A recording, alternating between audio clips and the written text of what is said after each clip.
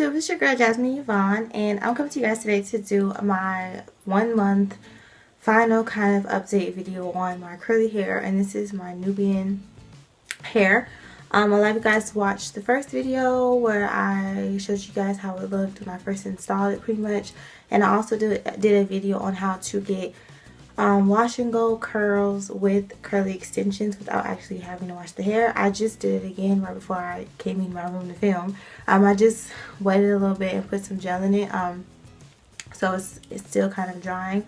So yeah, so again, everything, like if you guys didn't watch the first video or the first two videos, I will put everything in the description box below so you guys can just check that out and see everything that you need to see.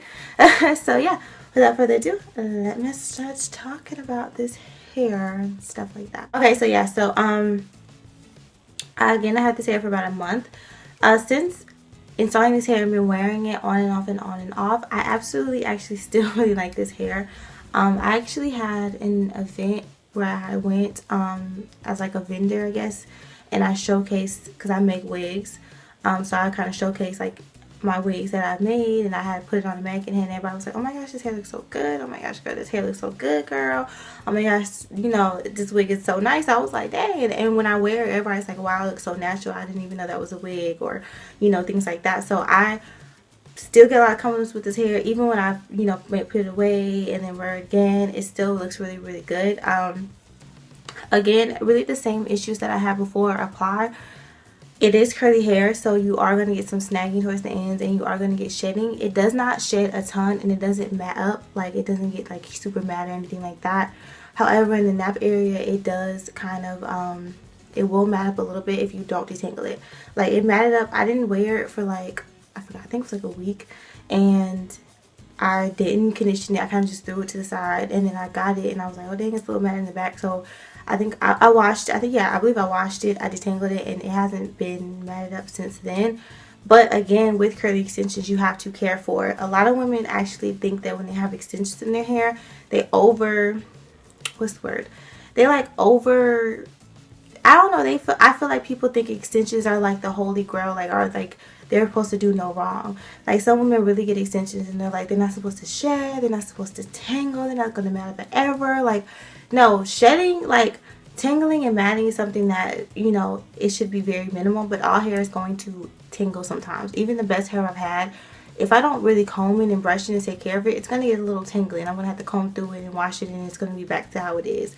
All hair sheds, your natural hair sheds, especially curly hair, and all hair has like little issues with it. Even the best of the best hair, it's never perfect hair. It's no hair out there in the world that's never going to tingle, it's never going to shed, it's just going to be amazing like that. It's no, you know, you want to aim for minimal. Whenever you get good hair, you want to be like, okay, I had minimal shedding, I had minimum tingling, like it was just like at the end when I didn't wash it, or I had no matting. You know, the biggest thing is like, you know, when it comes to virgin hair, is just to know that not all hair, there's actually, the biggest thing with virgin hair is to know that hair is going to do what hair does. If you're a natural hair, if you don't wash your natural hair and moisturize it, what's going to happen? It's going to mat up, it's going to tangle, it's going to look ugly.